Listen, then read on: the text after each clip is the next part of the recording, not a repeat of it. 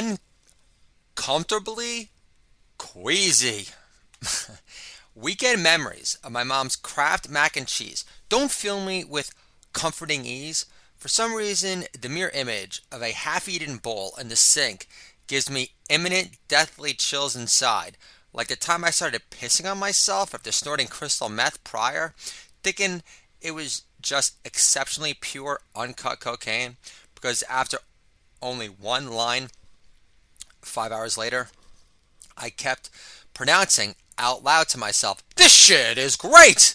Like a coked out Tony the Tiger used to bag coke, which tastes like chalky Ajax. In my mom's defense, she worked full time as a loan officer for JP Morgan in Manhattan, so I can't blame her for mailing it in on Saturdays by throwing together some Kraft mac and cheese, knowing my dad's half-ass, surly, unsalted, sickly looking, off yellow scrambled eggs made before basketball practice on Saturdays weren't filling me with unconditional lovely cheer either. Again, I can't totally shit on my parents' half-hearted weekend creations in the kitchen throughout the 80s and early 90s because brunch wasn't a thing yet, nor was any craft put into making mac and cheese from scratch yet, using a plethora of fancy, foreign, overpriced cheeses such as specks of imported parm, always sultry, silky smooth Italian fontina, or rind-free French brie. Lobster mac and cheese wasn't conceived yet by some fabulous brunch visionary hotspot restaurant owner in West Hollywood on Santa Monica Boulevard who longed for something dreamier to sink his teeth into at noon on a Saturday hungover, basking in the gorgeous LA patio sun after being burnt out on being reared on fried egg topped cheeseburgers from Fatburger and Van Nuys as a kid who shared less in common with Adam Carolla growing up than the wheatgrass bartender slash aspiring bicycle short designer for Jamba Juice. Holla! Thank you very much! So, for Super Bowl Sunday this year, this old G decided to make my own Mac Daddy version of mac and cheese to make my 3 koshertarian kids yell with unmatched glee. Party time! Excellent! I feel the funk! Not, who's that black chick with Austin Powers in that commercial, Daddy? Is she a mini-me version of Queen Latifah? I don't get it. What Gen X dads understand? Holla! Thank you very much! My plan of attack was to create a Mac Daddy and cheese that wasn't too cheesy, like the Phantom of the Opera halftime show, because nothing screams halftime entertainment more than a bunch of jilted, creepy-looking dancers in masks putting on a zero-thrills production of Phantom of the Opera meets Friday the 13th during the year of COVID-19, which is unmask all the propagandists in the media who prop up fake news working-class heroes such as Bruce Springsteen, who blames his manager for never paying taxes till he got on the cover of Time magazine after Born to Run blew up, but I digress. Bruce pretended he was on acid to avoid being drafted in the Vietnam War, yelling, "War! War! What's it good for?" Besides fodder for my upcoming Born in the USA album about my fake news brother who dies in Vietnam. Does your office look like Salvador Dali took a giant kaleidoscope shit on your desk? And why does Uncle Sam keep pointing at me? It's not my fault Sandy is a miserable, knocked-up diner waitress who was born to cry in the dark and die alone in the Swamp Thing state. Holla! Thank you very much!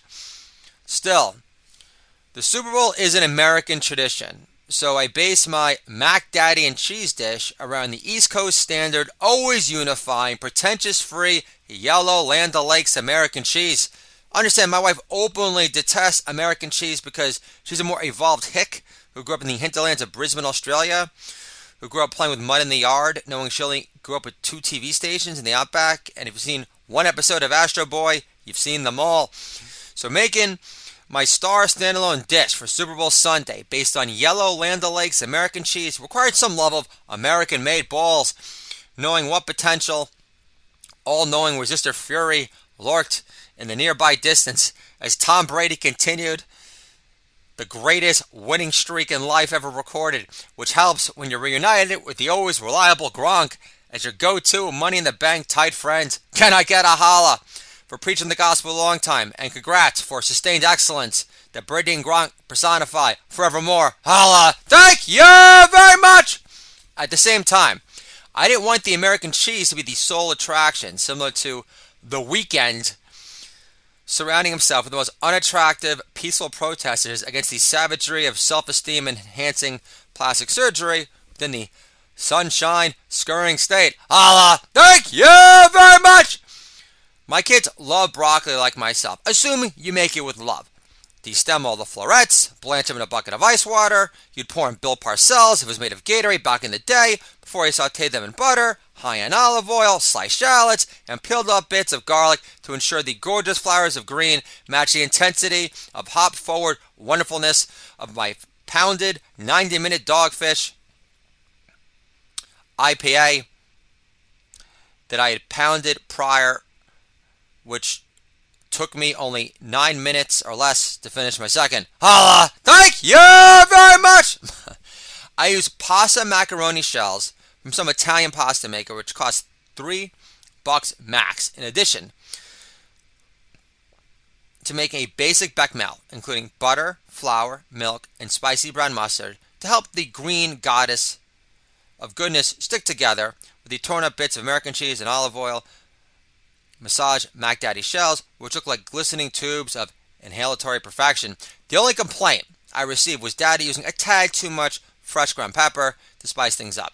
Beyond memories of box Kraft mac and cheese, which are too uncomfortably queasy to replicate for the mere ease of convenience sake, I'm not going to call my Mac Daddy and cheese the Tom Brady of mac and cheese, although my 4-year-old son continuing to polish off his bowl with relish glee even after his mac and cheese cooled is still sustained excellence in my book too.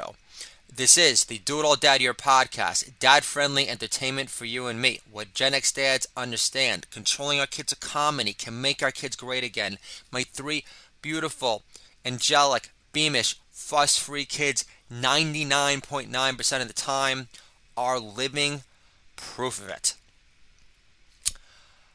My book, The Coachitarian Comedian, is coming together beautifully, and I want to thank all of my fans for your continued support and interest in me developing the funniest book Anthony Bourdain wished he could have written in his lifetime, because The Coachitarian Comedian is bound for glory.